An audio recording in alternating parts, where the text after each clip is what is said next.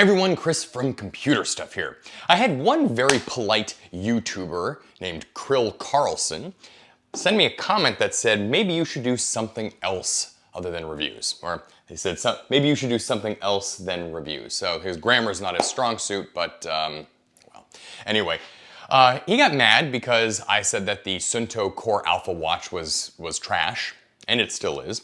And I am convinced that Suunto doesn't know how to make a good product, period.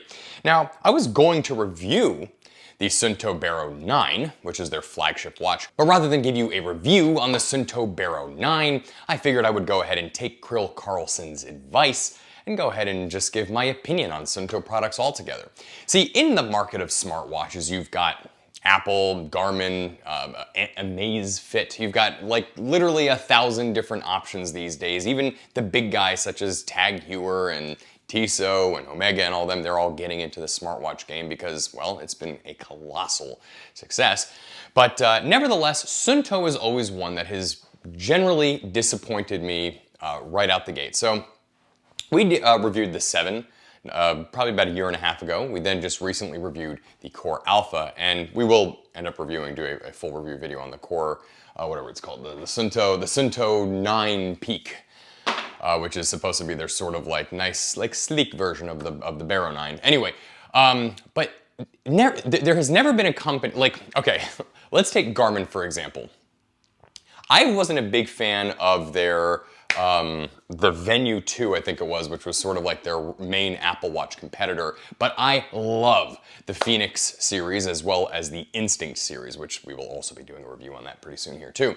Now, then you've got, of course, like Withings, who makes these nice kind of classic looking watches. And while I have some gripes about it and think that they could improve upon some of their designs, I do overall think that they are it's a nice watch. And even though it's not for me, it could be for somebody else.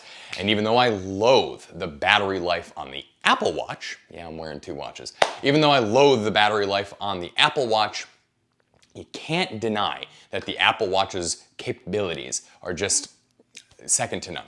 Now, Suunto's lineup is pretty small. They've got basically the 5, the 7, the Core, the 9, and that's about basically what their offerings are as far as the watches are concerned. Now, the thing is, I have always found, in general, that Suunto's screen quality tends to be terrible. The processors that they use are subpar. I recently reviewed the Polar, whatever it's called, the Polar Grit X, I think it is.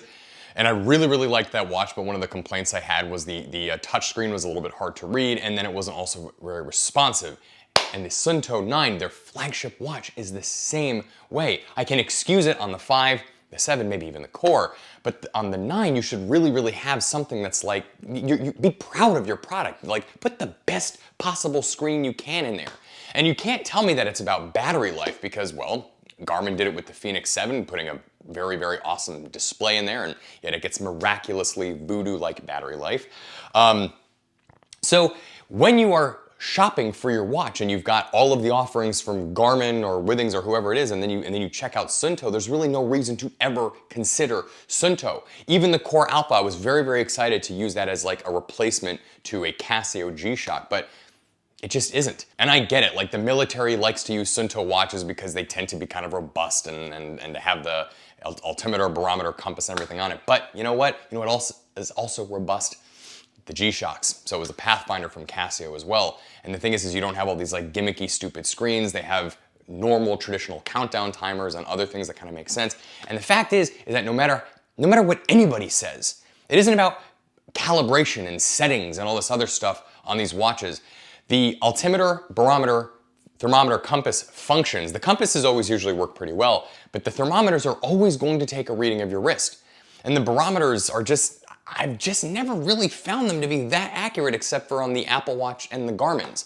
So there's just nothing that Suunto has that separates them from the pack. They don't have the best smart features. They don't have the best screen. They don't have the fastest smartwatch. They don't have the best battery life. They don't have the best anything. They have the best nothing. They are a jack of like no trades and a master of like none.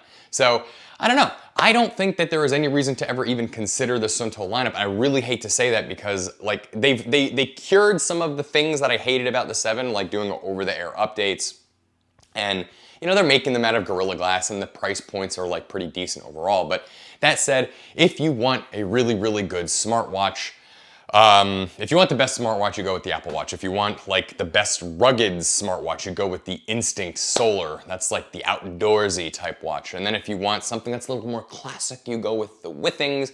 And then if you're just like, you want to just like throw money out like in Miami, you go with like the Tissot. Because it's like, it's got all of that. It's got all the smart features and it's handsome. So anyway, Suunto, do they make a good product? No, they don't. There is something better from pretty much every other manufacturer. But that said, Krill Carlson, thank you for your service. Anyway, appreciate you all watching this video. Please like and subscribe, and we will be back with another video real soon.